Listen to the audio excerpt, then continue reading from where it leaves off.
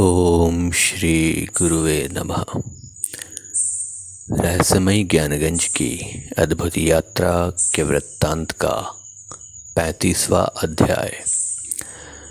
तिब्बती साधक लामा नालजोरपा ने ज्ञानगंज के साधकों से संवाद करने की क्षमता स्वयं में विकसित करने की प्रक्रिया के बारे में बताते हुए कहा, यदि आप ब्रह्मांड के, ज्ञानगंज के एवं इस पृथ्वी के वायुमंडल में विचरण करने वाले महामानवों और अति मानवों से संपर्क स्थापित करना चाहते हैं, उसके लिए सर्वप्रथम शर्त यह है कि उनसे संवाद करने की चेष्टा करना और उनसे संवाद करने की कला से आपका परिचय होना। और इन सब के लिए आवश्यक है आप में स्वयं की नाद को सुन सकने की क्षमता होना। लामा नालजोरपा कहते हैं कि यदि आप स्वयं की नाद को यानी स्वयं की चेतना की ध्वनि को नहीं सुन सकते तो आप ज्ञानगंज के महामानवों की नाद को कैसे सुन पाएंगे।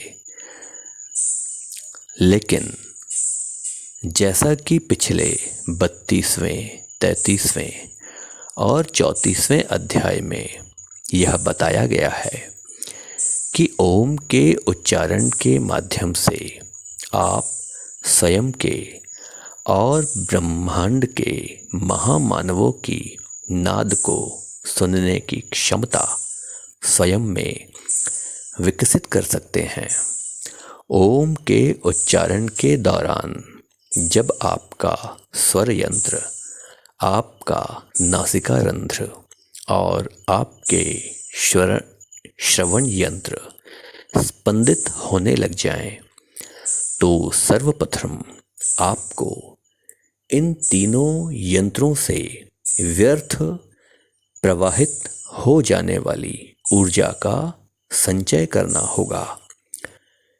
स्वर यंत्र की ऊर्जा के संचय के लिए साधक कम से कम वार्तालाप करे, मौन में अधिक रहे और जो भी कहे वह सार्थक और अत्यंत संक्षेप में कहे।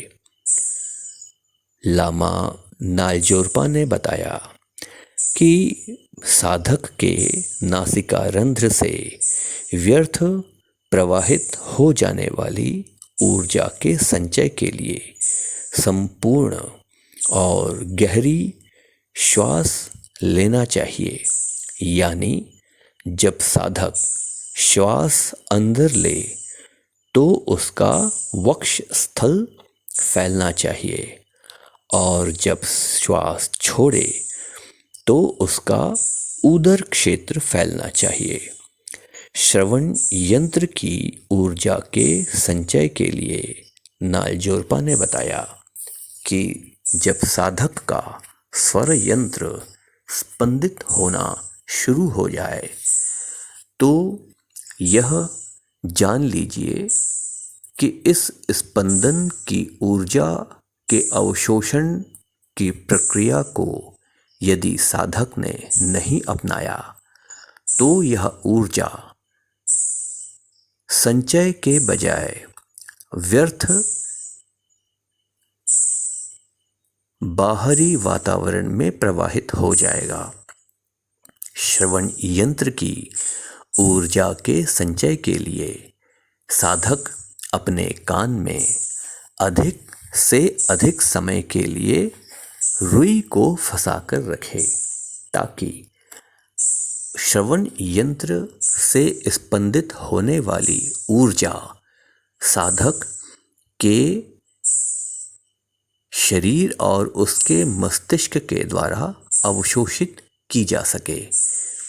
और इसके साथ ही व्यर्थ की ध्वनियाँ कान के माध्यम से साधक के सूक्ष्म तल तक नहीं पहुंच पाएंगी। साधक को चाहिए कि वह आधुनिक उपकरण जैसे मोबाइल, हेडफोन, टेलीफोन आदि ऐसे यंत्र जिनके माध्यम से ध्वनि का आदान प्रदान होता है, इन उपकरणों का प्रयोग तत्काल प्रभाव से बंद कर दें, क्योंकि ये उपकरण और इनसे निकलने वाली तरंगें साधक के श्रवण यंत्र की सूक्ष्म तरंगों को सुनने की क्षमता को सदा सदा के लिए नष्ट कर देते हैं। जब साधक इन तीनों यंत्र यानी स्वर यंत्र, नासिका रंध्र और श्रवण यंत्र की ऊर्जा को संचय करना शुरू कर देते हैं, तो साधक को कुछ समय के अंतराल के बाद सूक्ष्म ध्वनियाँ सुनाई पड़ना शुरू हो जाएंगी। पहले तो वह ध्वनियाँ कभी कभार ही सुनाई पड़ती हैं, लेकिन यदि साधक सभी आवश्यक नियमों और शर्तों का अनुसरण करते हुए ओम के सही दिशा में उच्चारण करे, तो उसे सूक्ष्म ध्वनियाँ शीघ्रता से सुनाई पड़ना शुरू होने लग जाएंगी। इस दौरान ओम का उच्चारण करने पर साधक के इन 3 यंत्रों के स्पंदन के साथ साथ जिस चौथे यंत्र में स्पंदन होना शुरू हो जाता है, उस यंत्र के बारे में चर्चा की जाएगी अगले अध्याय में। ओम श्री गुरुवे नमः।